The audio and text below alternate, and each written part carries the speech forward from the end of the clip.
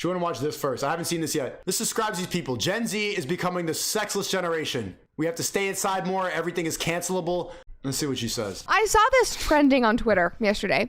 It is a Insider News article, and the tagline was something like, Gen Z moving away from hookup culture, fears after Roe v. Wade being overturned. I was like, okay, this is great. I'm going to click on it. So first of all, they have this little GIF up here, and apparently they did a poll on Instagram. Members of Gen Z, those born after 1996, that's me, told Insider that they are terrified of a post-Roe world. Today, the Supreme Court has reversed 50 years of constitutionally protected abortion rights. Earlier this month, Insider published several social media callouts requesting reactions, responses, and replies from members of Gen Z regarding their thoughts on hookup culture and sex in a possible post-Roe world. Dozens shared their insights. Just listen. Okay, this is just hysterical. How Gen Z described their feelings about a post-Roe world. Constant fear. I'm terrified. I'm overthinking. I'm scary. Bro, everyone has mental health problems now, Chad. It's just sad. So just focus on yourself, man. Don't believe this bullshit. Why would you let this decision change your mental health? Why would you let this shit change your life? Constant fear. Even on birth control, I am more hesitant. A lot more overthinking. The fear of getting pregnant is 1,000 times scarier. I think I'll just abstain. I'm terrified. I don't want to birth a child in a world like this. Closing my legs forever. I feel less empowered sexually than ever before. Hella scary. Like, that's the most Gen Z thing I've ever heard. I'm less sexually... Everybody in Gen Z thinks they have mental health problems, bro. It's not a chemical imbalance. Y'all are just delusional. Y'all are just all bots. Empowered, and it's hella scary. Regardless of those, wackadoo responses, even on birth control, I am more hesitant, a lot more overthinking. The fear of getting pregnant is 1,000 times scarier. I think I'll just abstain. Those are actually quite healthy responses, because now you are actually having to think about the consequences of your actions. And a child is not a bad consequence. We don't want to put that connotation on them. You are engaging in sex, you're engaging in the potential of possibly bringing a child into the world. For the past 50 years, we have lived in a world where you don't have to really think about that.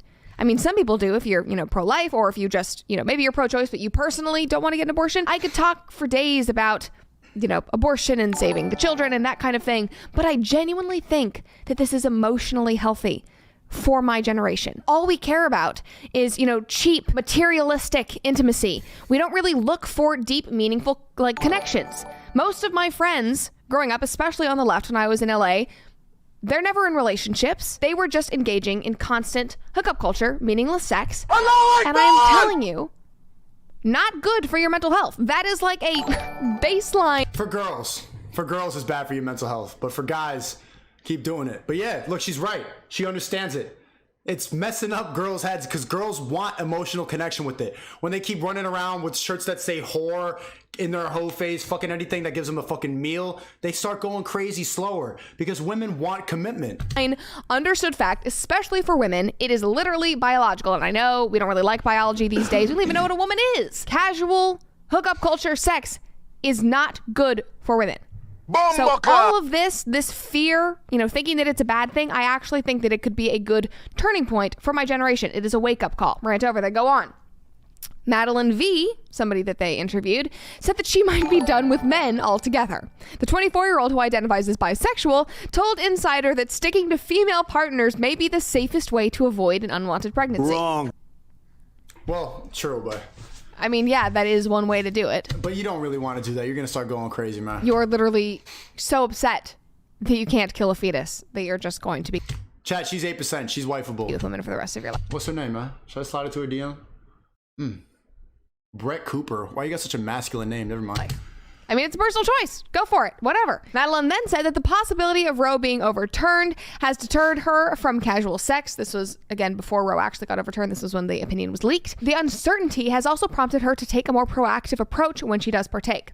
Her quote is, "In hookup culture, if you're just hooking up, you don't bring up that stuff right away normally. But when it comes to if you're actually going to sleep with somebody, I think at this point that definitely needs to be addressed."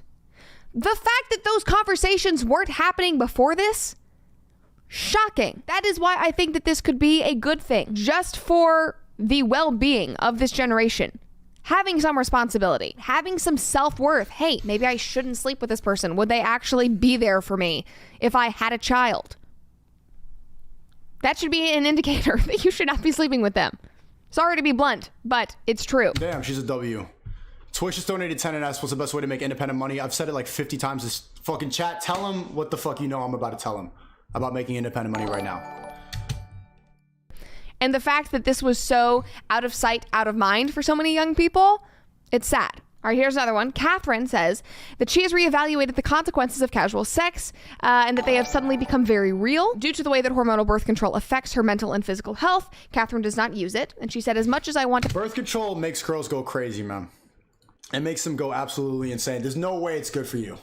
I'm telling you, every girl that takes birth control, it's like they're already extremely emotional and hormonal, but it messes with it too much. Like, yeah, you can nut inside them, but the trade-off... It's kind of worth it, the craziness, but it's a lot more to handle. So you just got to weigh the pros and cons. Like, yeah, you get a nut inside, but then... It's like, whoa, holy fuck, man. And their period gets all messed up. It's not natural at all. To have fun in my 20s, what happens to me when the fun stops? What happens to me when I might be in need of... She does look like female Ben Shapiro, and she's not... Damn, bro. That's supposed to be my wifey, and look at you ruin it. ...an abortion and can't access that. So you want to be able to kill a child so that you can just have fun in your 20s. How, Sway? I don't know how to be more, like, clear. Like, that you don't get to have both. You want to be able to kill a baby like that. so that you can have fun. This abortion thing might have been good. Maybe it's gonna, like, dial down all the hoe phase bitches out here who just want to get fucked on a regular, get nutted inside by guys at the club because you can get an abortion. But now they gotta think twice before they get nutted in by a dude named Jeremy from Tinder. Fun in your 20s. That's just a very backwards, in my opinion, a moral way of thinking.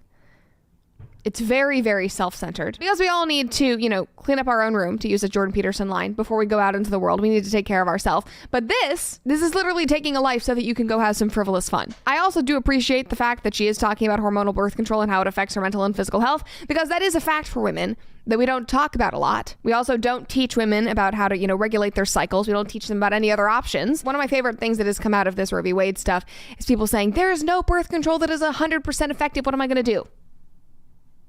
Yes, there is. Keeping the legs closed.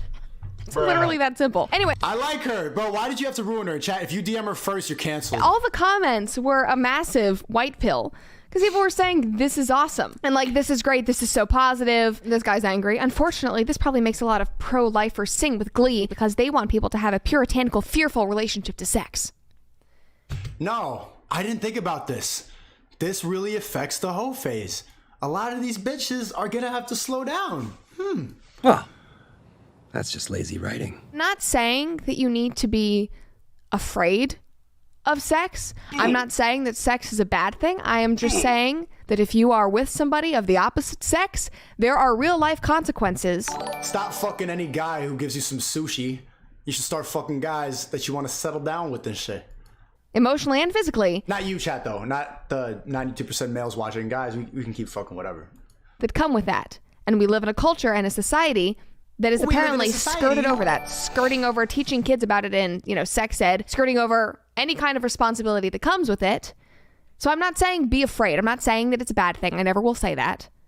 I'm just saying that we are having a healthy dose of reality coming back into society. This one cracked me up. Not a political statement, but I didn't have sex in pre-Roe v. Wade world, and I'm just going to assume that that date is going to remain the same and I'll die a monk somewhere. Damn. Bruh. Yeah, there we go. Okay.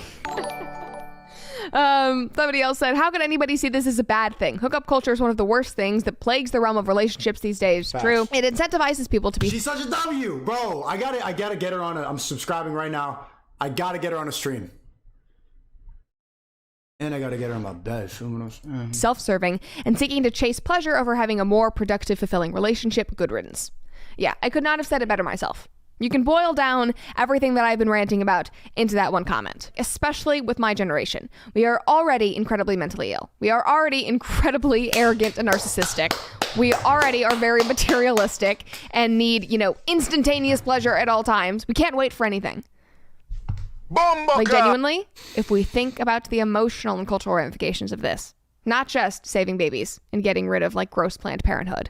W. This genuine... She's 8%. Chat, she's mine. I claim her. Do not... Chat, she's mine. This is my wife. Funny how she's saying all the same shit that I say, but she's saying it in a calm way. We have the same opinions about the gender war right now and about people's attitudes towards the hookup culture, but nobody in the comment section is calling her toxic or problematic. I guarantee you, this is the bot shit. They're all like, wow, good point, good point. But when I say it, it's not about the contents of what I'm saying. People go, you're mentally ill, because I'm like being loud about it. She's being neutral, and so people are like, wow, cool. So it's less about what you say. It's more about your tone of voice. Look, is anyone here like, I think you're just depressed. Everyone here's like, oh, good point, good point. They actually listen up. Genuinely is positive. I promise you. Guys, we are adding new comment section content every single day, so make... Bert Cooper. Just change your name, because that's way too... I need her. Allah Akbar!